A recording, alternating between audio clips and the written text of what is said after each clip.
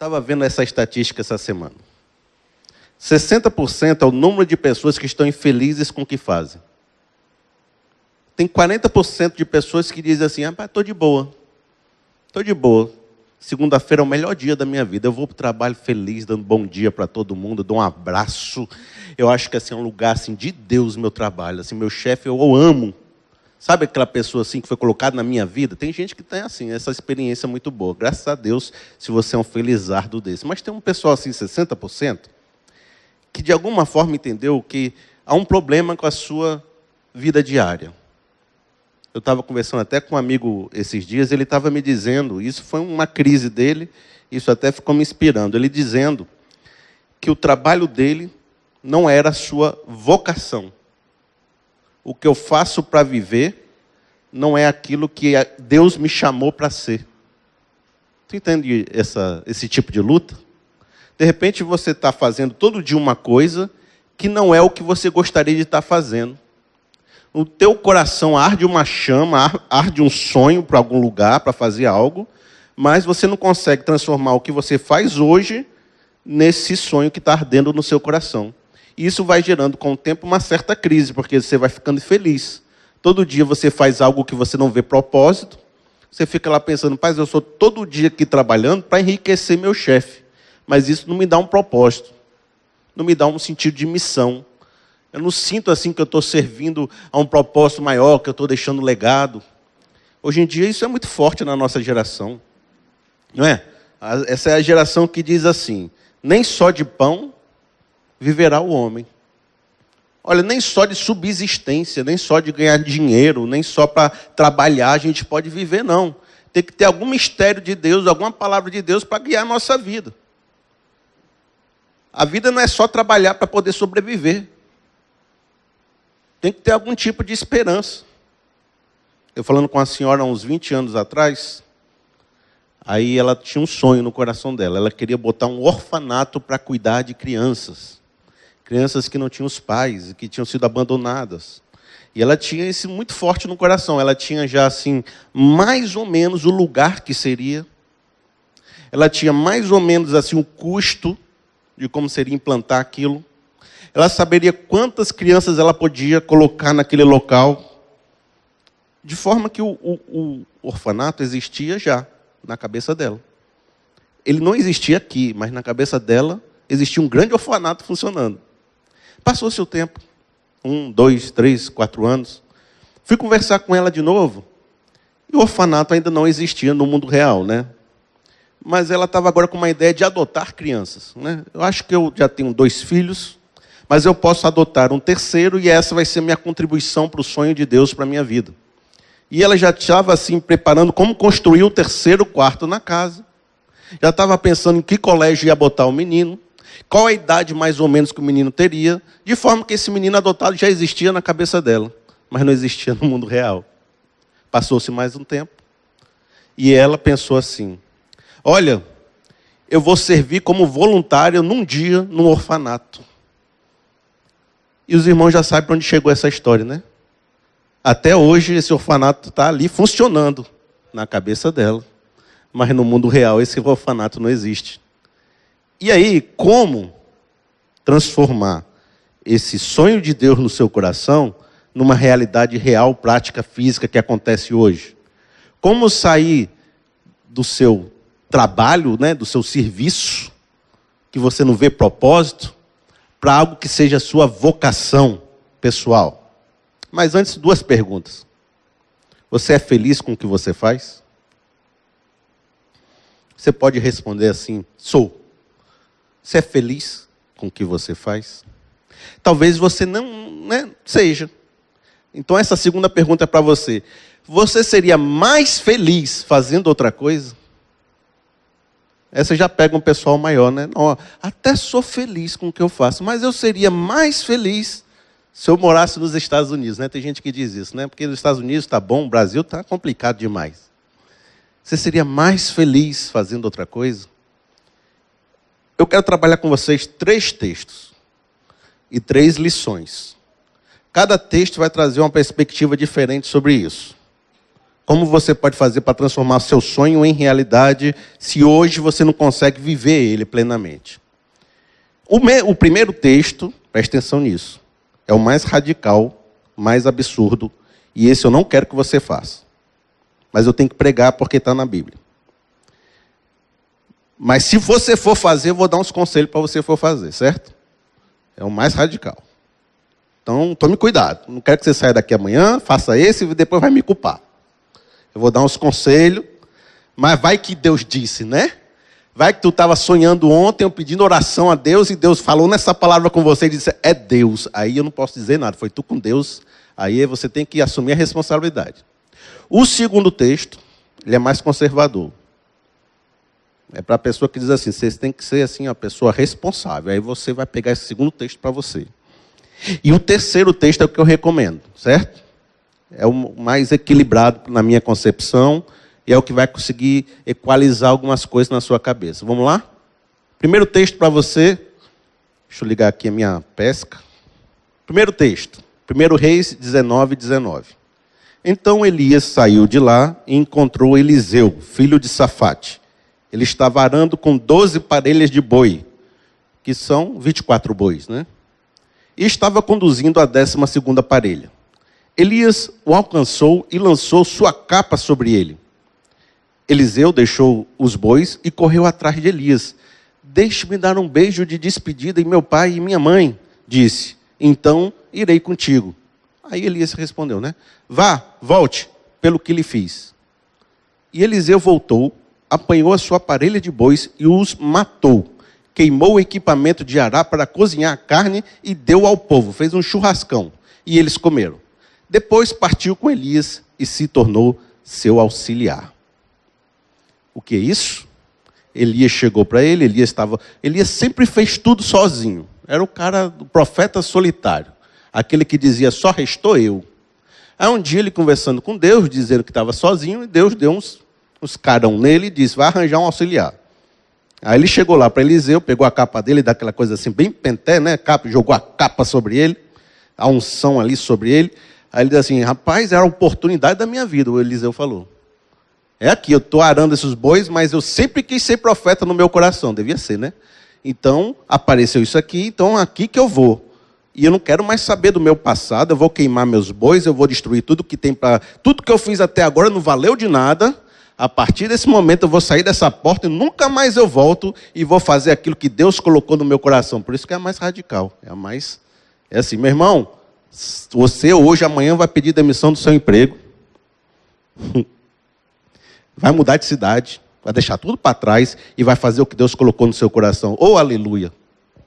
Mas aí, como toda pessoa que vai tomar uma decisão radical, ele foi conversar com o pai. Eu imagino esse diálogo de Eliseu com o pai dele.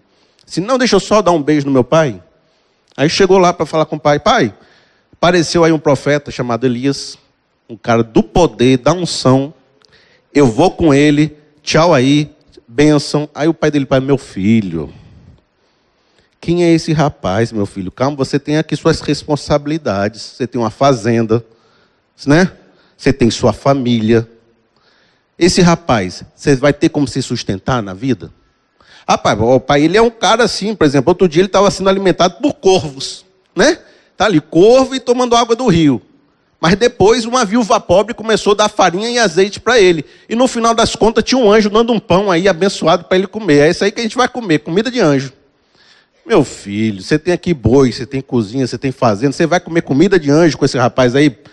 O cara não tem onde pisar morto. Onde é que ele estava morando? Estava morando numa caverna até pouco tempo atrás, sozinho. Meu filho, você vai sair da sua casa para morar numa caverna com esse rapaz? Um rapaz que não tem onde cair morto. Pelo menos é seguro o que você vai fazer? Não, assim, todo o reino está contra a gente. Jezebel lançou uma carta dizendo que tem que assassinar Elias. Então eu vou andar junto com o cara mais procurado do reino, aquele que, quando um soldado encontrar, ele vai matar a gente. Meu filho, eu vou fazer o seguinte para você, tá, meu filho? Eu vou guardar seus bois aqui. Vou botar o Frucileudo para cuidar dos seus bois. Ele vai aqui cuidando aqui para você.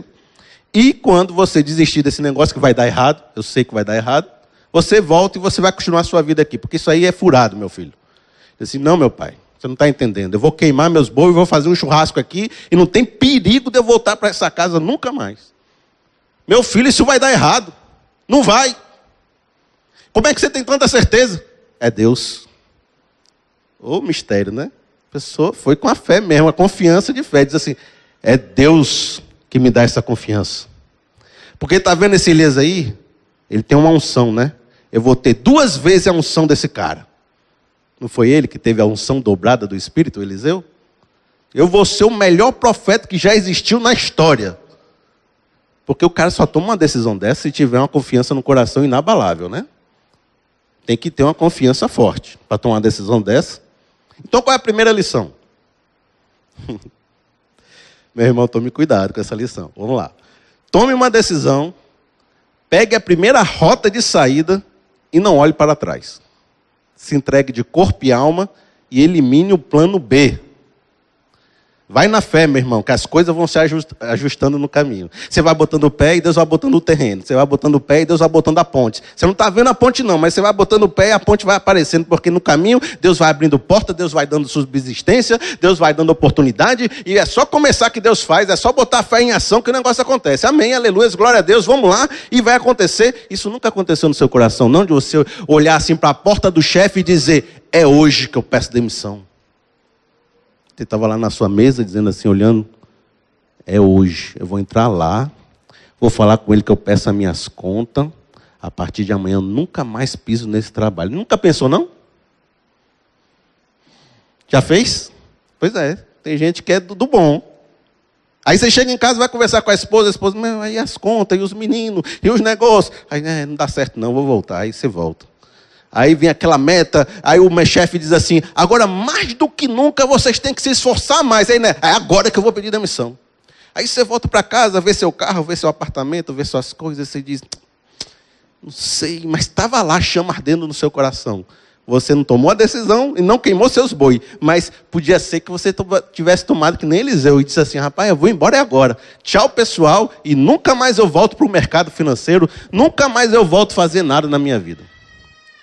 Ó, esse rapaz aqui, não sei quantos conhecem, Amir Klink, um dos maiores aventureiros e navegadores do mundo. É brasileiro, rapaz. Ele já viajou 3 anos embarcado em navio, já atravessou de remo da África até o Brasil, de remo, o cara atravessou. O cara que vive fazendo aventuras em todos os lugares, dá palestra em todo lugar das aventuras que fez, altamente disciplinado. Mas nem sempre foi assim. Ele fez economia. Olha, um aventureiro que fez economia. Aí só o que ele fala da carreira dele no começo? Ele diz assim, o curso de economia era um degrau importante para você entrar num concurso público. Olha só, o cara, o maior aventureiro do mundo, ia virar um concurseiro. Por quê? Porque estabilidade, porque é o que o pessoal diz que tem que ser, porque tem que fazer. O cara tinha um sonho no coração, mas ia virar um concurseiro. Aí diz o seguinte, nunca fez parte das minhas aspirações. Acabei conseguindo estágio disputado na diretoria de um banco. Tinha que trabalhar sempre de terno e não podia repetir a gravata.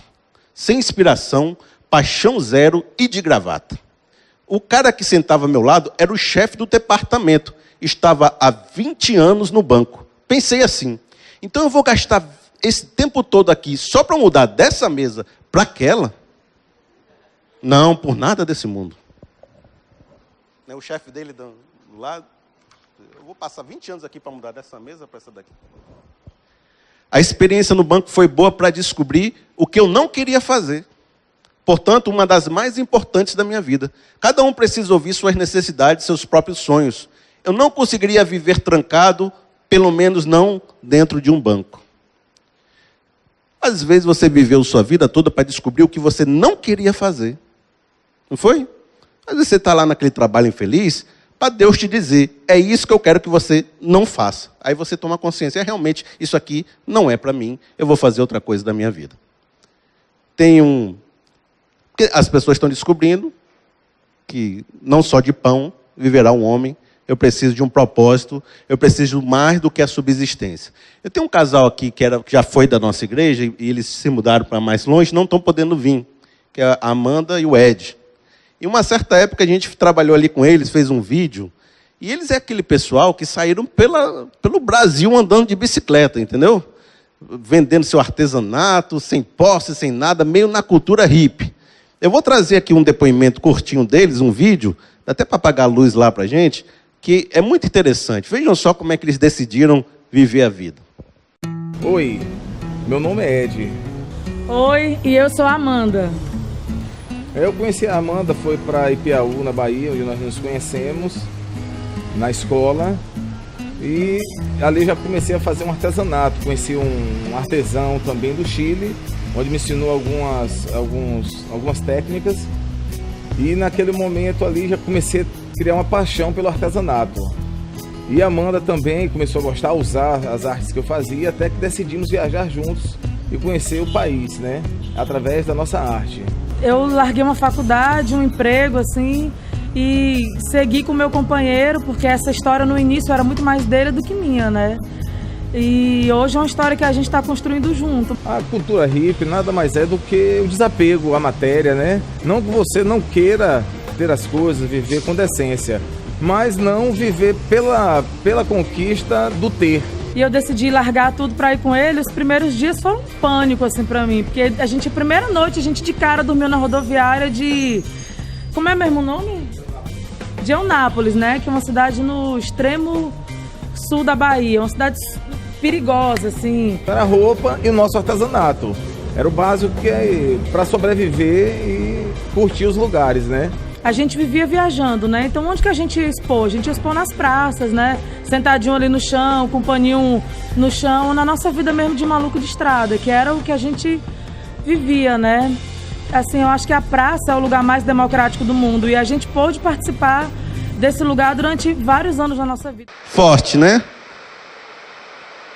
Eu achei legal essa história, é o seguinte: o Ed é o Elias, ele tinha um artesanato. E ele chegou para o Eliseu, que é a Amanda, e disse: vem comigo, vamos andar por esse Brasil vendendo artesanato. E ela topou e foi junto com ele. Largou o emprego, largou faculdade e foi embora. Essas histórias acontecem. Olha, pode ser que não aconteça desse jeito, mas você conhece pessoas que se mudaram de país, tiveram que deixar casa, deixou família, deixou emprego, deixou tudo aqui para viver uma nova realidade em outro país, não foi? Você não tem amigos que viajaram de cidade para viver uma nova esperança lá? Porque de repente Deus chamou para viver lá. Então, meu amigo, se você está dizendo: esse é o meu conselho, esse é meu bonde, esse é meu trem, eu vou entrar e vou pegar essa rota. Pense na chuva, né? Eu tenho 3 observações antes de você tomar essa decisão, certo? Porque eu estou gastando mais tempo nessa, porque essa é mais, daqui a pouco você vai sair daqui amanhã e vai tomar uma decisão e vai me culpar depois, certo? Então a primeira observação para você, uma observação para você ter assim, consciência na hora de tomar, é a seguinte: nada que vale a pena viver vem sem um tipo de renúncia, certo? Ou seja, esteja preparado para viver uma renúncia quando você tomar essa decisão. Não vá achando que tudo vai dar certo. Porque olha, se você pensar, esse texto da Bíblia vem depois que passou os 3 anos e meio de seca. E o rapaz tinha 24 bois. O que você pensa? 3 anos e meio de seca. E tem um fazendeiro com 24 bois. O cara era bem de vida. O Eliseu ia deixar uma vida confortável para viver uma situação de privação junto com Elias. E não há decisão que você tome assim para fazer o seu propósito que não haja um tipo de renúncia, um tipo de negação. Não tem como você seguir assim os seus sonhos sem passar por um tipo de, até mesmo emocional. Vai ter ansiedade na sua porta, vai ter medo, vai ter aflição, vai ter dia que você vai orar: Deus, não foi tu que me chamou, por que você não está me dando a provisão? Você vai ter aqueles sentimentos fortes. Você está preparado para viver isso? Porque você vai ter isso. Então, se você vai tomar essa decisão, você tem que fortalecer sua fé. Não foi isso? Olha, quando eu fui dizer para as pessoas que eu ia virar pastor, ninguém me ajudou, não. Ninguém disse assim: rapaz, vai. Todo mundo disse assim: por que você vai fazer isso? Pelo amor de Deus, não faça isso não. Todo mundo com medo que eu ia viver as provações. E realmente eu tive que perder quase que 60% do meu salário para virar pastor. Você está disposto a perder 60% do seu salário? Né? Eu perdi quase 60% de rendimento para virar pastor. É uma decisão que envolvia perdas e renúncia. Por isso, você só pode tomar essa decisão se você fortalecer muito a sua fé. Porque na hora que o perigo bater na porta, você só vai ter a sua fé para se segurar. Você vai dizer assim, rapaz, como é que eu faço? É Deus. E se você não tiver sua fé fortalecida, no primeiro trovão que der, você volta para dentro de casa. Né? Então, primeira dica aí, esteja preparado para viver renúncias. A segunda, não tente virar profeta para fugir dos bois. Porque tem gente que quer casar para fugir de casa. Entendeu? Sabe como é? Ai, meu Deus, não aguento mais minha mãe, não aguento mais meu pai. Deixa eu pegar esse primeiro homem que está passando aqui na frente, vou casar com ele para poder ter casa. Então ela não tinha um propósito de casar, não tinha um propósito de ter uma vida de família com aquele homem, mas tomou uma decisão precipitada porque não aguentava mais a vida em casa. E esse é um dos principais problemas que acontece. Você tomar decisões para fugir de uma situação que você não aguenta mais. E no fundo, você pode ser o problema. Aí você está vivendo aqui um problema triste no seu trabalho, na sua vida, na sua circunstância, dizendo que é porque não é o meu propósito. Aí você muda e lá no novo trabalho, o que acontece? Fica triste, fica chateado e fica angustiado e diz, não, porque na verdade foi um assovio de Deus, agora eu tenho um chamado certo. Aí você vai para outro canto, aí daqui a pouco está triste e chateado, porque o problema é você e não o chamado. É você que não tem perseverança, não tem foco, não sabe, trabalhar direito, não sabe ver as coisas, não sabe se relacionar bem com as pessoas. Quando vê, você está lá cheio de problema de novo. Então não tente mudar de emprego, porque os bois são chatos. Porque todo emprego vai ter boi chato. Sabe? Todo lugar que você for, é chato mesmo. Trabalhar é ruim, meu irmão. Né? A gente trabalhar todo dia, até o dentista que ama ser dentista, tem uma hora que ele enjoa de ver boca. Não é isso? Então você tem que ter assim uma perseverança, você tem que ver se você não está... Você é o problema, então faça uma devassa nos seus sentimentos. Diz assim, até escrevi uma frase que diz, antes da decisão radical, é preciso fazer uma devassa nos seus sentimentos. Veja se o problema não é você e não o suposto chamado de Deus. E o C, espere uma boa oportunidade, uma oportunidade real de transição, para não ficar sem mel, sem cumbuca. Por quê? O Elias é o símbolo do profeta do Antigo Testamento. É o cara. É como se tivesse assim, o maior cara do teu mercado chegasse para você e dissesse, vem cá que eu quero te ajudar a ser como eu. Aí você ia dizer, rapaz, o cabo é bom, o cara é o melhor no que faz, é aqui que eu vou seguir. Não é? Elias era o maior, tinha unção, tinha um poder, todo mundo respeitava ele. Quando ele chegou para falar com Eliseu, era uma mão estendida. Você não lembra lá de Jesus com os pescadores, com Pedro? Chegou lá, os pescadores pescando a noite toda, não pegaram um peixinho. Aí Jesus falou, pessoal, deixa eu mostrar um mistério aqui para vocês. Vão lá de novo e joguem a rede para o outro lado. Aí o pessoal, rapaz, já pescou a noite toda, Jesus. Esse negócio não vai dar certo não, mas vamos lá. Aí foram lá e veio o peixe, veio a rede quase rasgando, e aquela confusão de peixe. É quando Pedro chegou para Jesus e falou, rapaz, afasta-te de mim, que eu sou homem pecador. Aí Jesus falou, vem, eu te farei pescadores de almas, de homens. E dali adiante o pessoal foi seguir Jesus. Olha, meu amigo, a mão estendida do próprio Deus para o cara. Jesus é o Deus encarnado. Ainda fez um milagrezão na tua frente, ali na tua fuça. Pá! Então você tinha uma oportunidade para sair. Agora, se você está no seu emprego e diz assim, não estou gostando não, vou sair. Mas vai fazer o que? Nada, vou ficar em casa esperando aparecer uma oportunidade. Isso aí é irresponsabilidade. E espere vir a mãozona assim para você, dizendo, aqui tem um caminho, aqui tem uma oportunidade. Porque se você tomar decisões, você ter nada em vista, você vai ficar sem mel e sem cumbuca. Quando Deus te chama, Ele te mostra o caminho. Se Ele não mostrou o caminho, então não deu o passo. Olha, eu tenho um sonho de Deus para mim, mas vou esperar Deus mostrar a porta aberta. Porque senão você vai ficar tentando abrir uma porta à força que Deus não abriu. E depois vai ficar culpando Deus que a porta não abriu. Mas Deus, você me falou e a porta não abre. Você me falou e a porta não abre. Mas meu irmão, não falei para você ir não. Você está ainda aí de teimoso. O ruim é também quando a porta abre e você não vai. Aí é ruim, né? Mas você tentar abrir a porta à força é osso. Então, né? Só tome essa decisão se você tiver algo firme, alguma mão estendida. E aí, talvez você esteja agora pensando assim, rapaz, Felipe, uma pessoa jovem pode tomar essa decisão. E até algumas pessoas que não têm mais nada na vida, vai trocar o nada pelo nada e eles podem tomar essa decisão, né? O cara está aqui ferrado, sem nada, sem emprego, sem dinheiro, devendo a todo mundo, vai mudar de cidade. Então não está perdendo nada, está ganhando. Mas eu tenho muita gente que depende de mim. Eu tenho um filho, eu tenho empregado, eu tenho uma mãe doente, eu tenho, né? Todo mundo depende de mim. Se eu for irresponsável, como é que vai ficar essa família?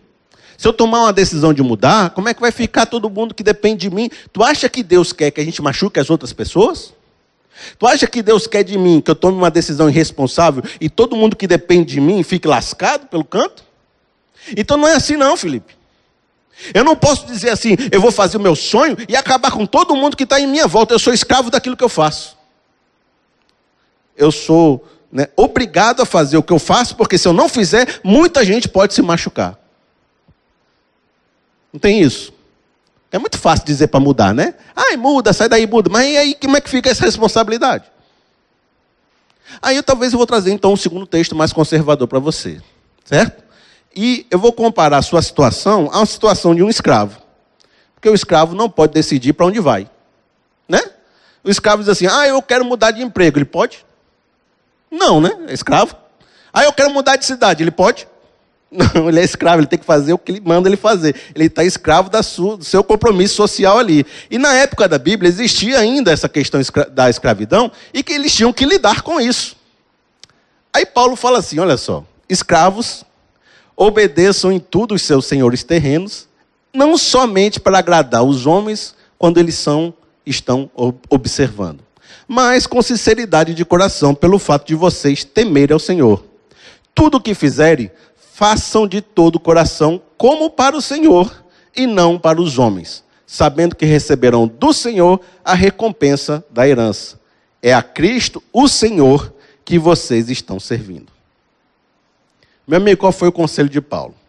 Se você não tem condição de mudar a sua circunstância, se você não tem condição de mudar a sua situação, mude a maneira como você enxerga onde você está. Aí que vem a segunda lição que diz, se não podemos mudar as circunstâncias, é possível mudar a forma como enxergamos o que fazemos. Não fazer por obrigação, mas fazer como se você estivesse servindo ao próprio Cristo. Então não é isso que a gente fala para casais muitas vezes? O cara não está casado com o marido, começou a não gostar, a mulher está casada com o marido, começou a não gostar mais do marido, aí o marido começou a não gostar mais da esposa, aí disse que o amor acabou, que eu não aguento mais esse homem, que esse homem não presta, que essa mulher não presta. O que a gente vai dizer para essa pessoa? Você precisa reconquistar o coração dele. Você precisa vê-lo de olhos diferentes. Você precisa ressignificar a sua relação. Você precisa voltar a vê-los com os olhos espirituais. Santificar a sua relação. Tentar resgatar ainda a chaminha do amor que tem lá dentro. Então a gente vai dizer numa perspectiva um pouco mais conservadora, de que talvez você pare de olhar que você está trabalhando para um chefe. Comece a pensar que você está trabalhando para o próprio Senhor Jesus. E talvez se você ainda não veja situações aqui na terra que sejam compensatórias, o próprio texto vai dizer que você está juntando galardões espirituais no céu com o seu trabalho. Então pense que há uma recompensa espiritual para você, ainda que você não veja resultado terreno. Não foi assim que aconteceu muitas vezes na Bíblia? Porque se você perceber, grandes homens de Deus já foram escravos.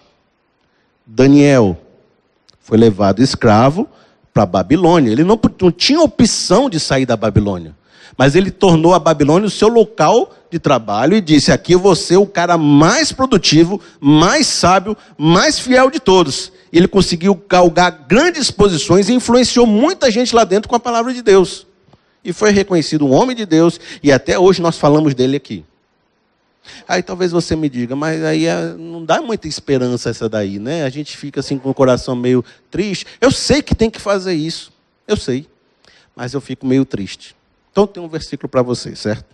Um desses que estão escondidos, que a gente não costuma ler na Bíblia. Diz assim, 1 Coríntios 7, 21. Foi você chamado sendo escravo? Não se incomode com isso. Mas se puder conseguir a liberdade, consiga. Tua situação está impossível de mudar? Então, viva conforme a sua situação. Mas se no meio do caminho você conseguir encontrar uma porta possível de entrar, faça. Então fique fazendo, meu irmão, o que Deus colocou para você para fazer aí, com o coração agradecido, como se você estivesse servindo a Cristo. E se no meio do caminho Deus abrir uma porta, meu irmão, entre por essa porta, não diga não. Seria essa a posição mais conservadora. Agora eu tenho um terceiro texto para você, que é aquele que eu disse que eu recomendo. Eu queria trazer para vocês, então, uma outra perspectiva. A primeira foi, tome uma decisão, pegue a primeira rota de saída e não olhe para trás. A segunda foi, se não podemos mudar as circunstâncias, é possível mudar a forma como enxergamos o que fazemos. E o terceiro está aqui em 2 Tessalonicenses 3. Não é porque é um texto que eu recomendo que ele é mais fácil, certo? Diz assim, pois vocês mesmos sabem como devem seguir o nosso exemplo, porque não vivemos ociosamente quando estivemos entre vocês. Nem comemos coisa alguma à custa de ninguém. Pelo contrário, trabalhamos arduamente e com fadiga dia e noite para não sermos pesados a nenhum de vocês. Não porque não tivéssemos tal direito, mas para que nos tornássemos um modelo a ser imitado por vocês. Quando ainda estamos com vocês, lhe ordenamos isso. Se alguém não quiser trabalhar, também não coma. E bufo, né? A pessoa está dizendo aqui uma palavra forte. Ele está resgatando algo que essa geração está perdendo. Que é o valor de trabalhar para comer. Eu não sinto o meu propósito nesse trabalho. Eu não sinto assim que eu vou deixar um legado. Eu não sinto assim que tem algo assim. Eu queria assim ser assim. Cara, Aí ele está dizendo, rapaz, sabe o que é um grande propósito para o seu trabalho? Sabe o que é? Botar comida na mesa. Só isso já resolvia para você. Sabe, você não vai ser feliz quando você vê o seu filho no colégio? Não é legal quando você vê assim, seu filho comendo uma comida boa, saudável? Que você tem assim, dinheiro para comprar assim, uma roupa para sua esposa, para vocês saírem assim, uma noite maravilhosa, ir para um cinema, comer um jantar maravilhoso, e você ali está resgatando muita coisa do seu casamento com aquela saída. Não precisa de dinheiro para fazer isso às vezes? E aí você trabalha para fazer um propósito de Deus na sua família. Para poder sustentar você, para poder botar pão na mesa. Olha, nem só de pão viverá o homem, porque também de pão vive o homem. Não é isso? Diz assim, a oração do Pai Nosso. O pão nosso de cada dia, nos dai hoje. O pão é importante. Então, meu amigo, você tem que ter um propósito no trabalho, tem, mas às vezes o propósito é sustentar a sua vida. Isso já é um grande propósito. Para você não ser pesado para os outros. Já entendeu o que é isso? Estava vendo uma estatística que dizia que 25% dos jovens até 34 anos ainda estão na casa dos pais. Hoje em dia. Aí esse cara, vamos supor, né? Que ele não esteja trabalhando nem contribuindo. Aquele pai está carregando a carga de 2 pessoas. Não diz assim, cada um deve levar a sua cruz? Quando você não leva a sua cruz, tem alguém levando por você. Não é isso? Então, quando você não faz o seu trabalho para comer, o outro está sendo pesado para o outro. O outro está trabalhando por você. E isso não pode acontecer. Aí Paulo falou, olha, eu até poderia não trabalhar. Mas eu estou trabalhando para dar exemplo para vocês, porque eu não queria ser pesado. Olha, então se eu fiz isso, eu que poderia trabalhar, eu que poderia não trabalhar e estou trabalhando, muito mais vocês devem trabalhar para não ser pesado para ninguém.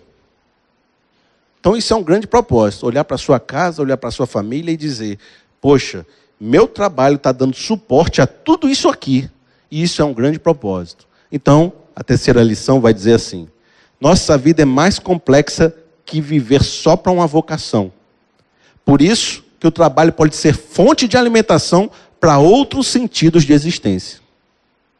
E aí, meu amigo, talvez você seja como aquele cara que era um bandeirante, entrando na mata e descobrindo cidades, descobrindo locais, descobrindo novas localidades. Você estava ali com um facão, Aí você estava ali abrindo a mata, aqui, pá, eu estou um aventureiro, eu estou aqui, descobri um índio, descobri uma mina de ouro, descobri isso aqui. Eu gosto disso, é aventura. Mas você ficou mais velho. Você casou, você tem responsabilidade.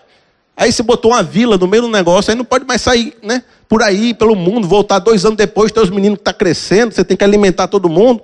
Aí você diz assim, rapaz, eu tenho que trabalhar para sustentar esse pessoal, não posso mais viver essas aventuras que eu vivia, essa coisa de entrar na mata e descobrir tudo. Eu sou aventureiro, mas eu tenho que cuidar da minha família. Isso acontece. Aí sabe qual é a dica que eu dou para você? Fazer o que o Paulo fez. O que o Paulo fez? Ele fazia tendas. Ele é o comerciante de tendas, ele construía, costurava, organizava, faturava, mandava vir um produto de matéria-prima, organizava, construía, ia para o mercado, vendia, entregava, depois vinha o cara que reclamava, ele aceitava a reclamação, botava outra tenda para ele, tudo que não tem nada a ver com o evangelho, Paulo fazendo, certo? Aqui, comércio, Paulo trabalhando no comércio, né? Você não pensa nisso, né? Comércio, né? Ali vendendo, comprando, vai para casa dormir cansado, aí, no momento de folga dele, ele ia lá e pregava o evangelho. Então ele tinha o trabalho para viver e o tempo de folga ele usava para fazer aquilo que era a vocação dele. Então, meu amigo, o que você pode fazer para viver sua vocação? Você trabalha para poder comer, que isso já é um grande propósito de Deus, e no tempo livre você faz a sua vocação.